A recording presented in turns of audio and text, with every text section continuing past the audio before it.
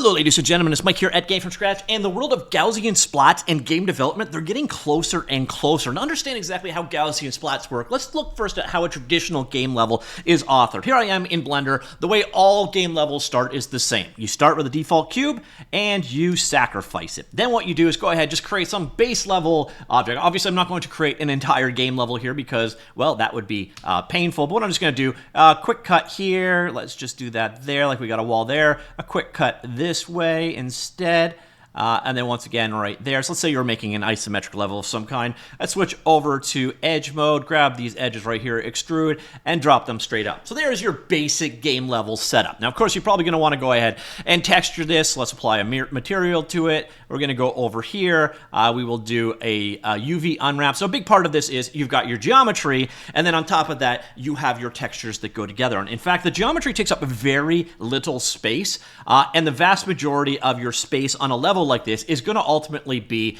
your texturing. So come down here, let's just drop shader editor open like so, and I'm only going to do a color channel here. I could bring in normals and diffuse maps and roughness maps and so on, and you get an idea. It will grow in size, but instead just do straightforward color map right here.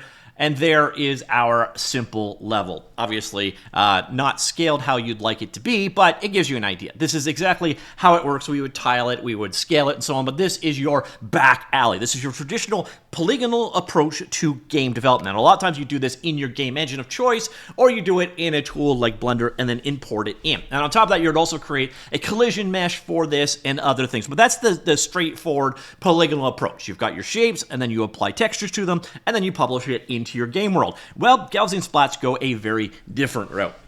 What you see in front of you, that is a Gaussian Splat. Well, technically, it's a PLY file that I exported in. And what you're looking at, this is basically something you would call a point cloud. It is a collection of Gaussian Splats, which are these little elliptoid details down here.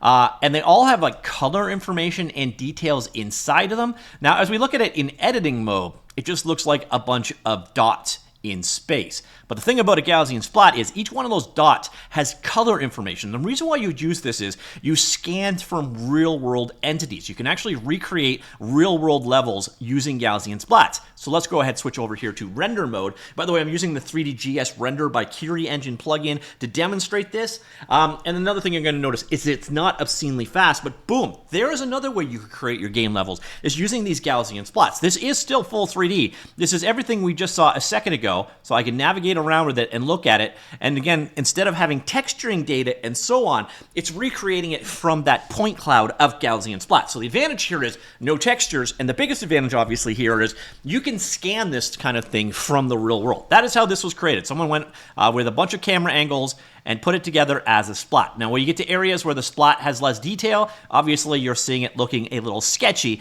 And then the other problem here is obviously performance, but there are some ways around that. Now, the challenge here is when you are dealing with a traditional polygonal workflow like this, it's easy to find that this polygon, and this polygon are solid. You can't walk through them. When you're dealing with splats like this, well, defining that relationship isn't so easy. But the cool thing is, it is not impossible, as we're going to see from this really cool demo that was just released. So this is a full game created using Gaussian Splats, and then everything you see here is Gaussian Splats. But what you notice here, I can't walk through the walls. So this, and the performance is fine. This is using compression to get the Gaussian Splats down. But you see here, I go into a different room, and we're going to find some baddies soon. So full-blown game, I'm getting nuked, but you can see full-blown game created using Gaussian Splats, very cool stuff. So how exactly did they make a game using a Gaussian splatted level or capture for the details? Well, this was done by the folks over at Play Canvas. They've really been pushing Gaussian Splats hard, and they found a way to basically mix the two together. That was running entirely in the browser at high settings.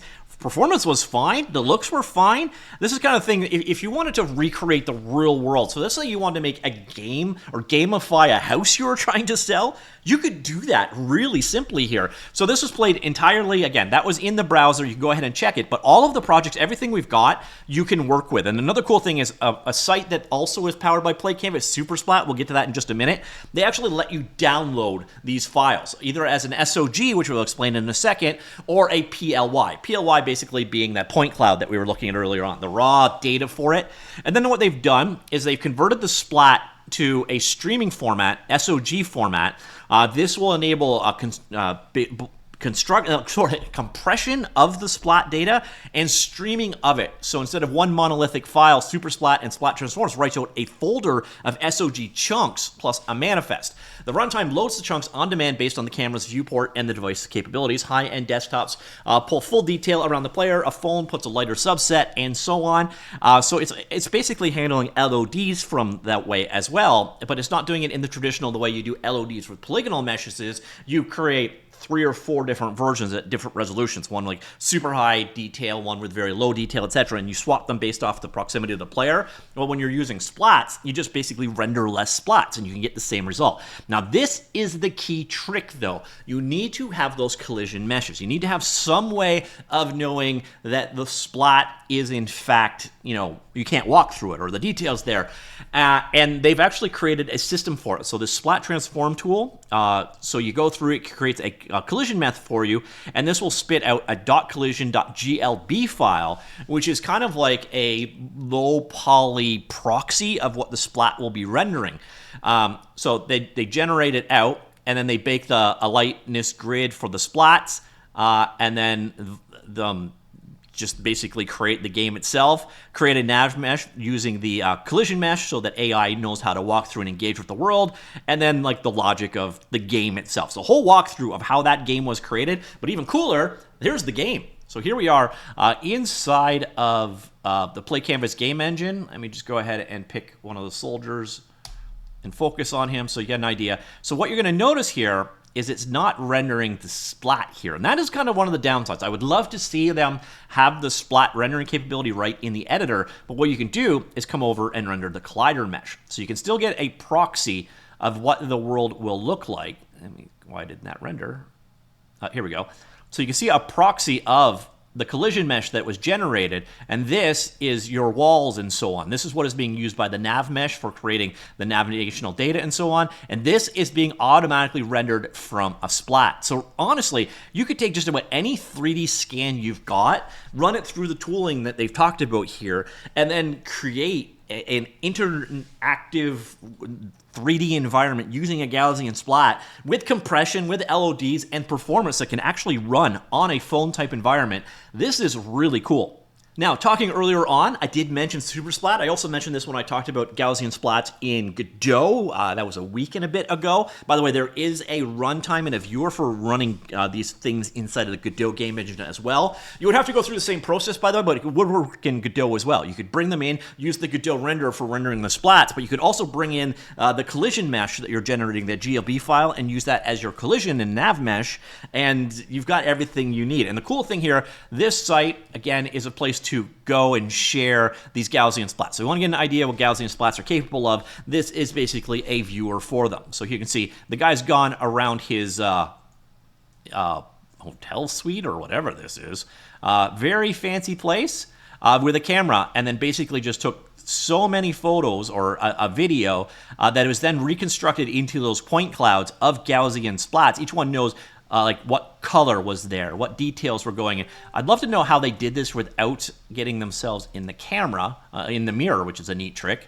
But as you can see, you can scan the real world, and you could create pretty much game-ready levels just by using, 3D scanning software. This is really cool. But the thing about Splat is they actually added a new feature recently, which is this. So now you can actually explore downloadable splats. So everything you see here, all of the splats here, including the one that we looked at earlier on, I grabbed it from here somewhere, you can go ahead and download them. So let's say here you wanted to bring down this, this as a level, as your starting point. this computer museum that you see right here, where you can actually go ahead and now download this. So it's available as a download. It's only 45 megabytes, which is kind of shocking, but the download link is available here, and then you've got a choice of things, so you can bring it down as this SOG file, which is their kind of semi-encrypted format. Also, the PLY file. Now, the cool thing here is if you do that and you head on over to Blender, it has support for both of these formats. So Super Splat is going to turn into this great repository for splats to start with. And of course, you can create your own splats as well. So for everything that I've done so far, you can use a tool, Curie Engine. That is actually the 3DGS renderer plugin for Blender. That is what we use to render the splat inside of the Blender game engine. They also make tools for, basically doing 3D scanning and so on.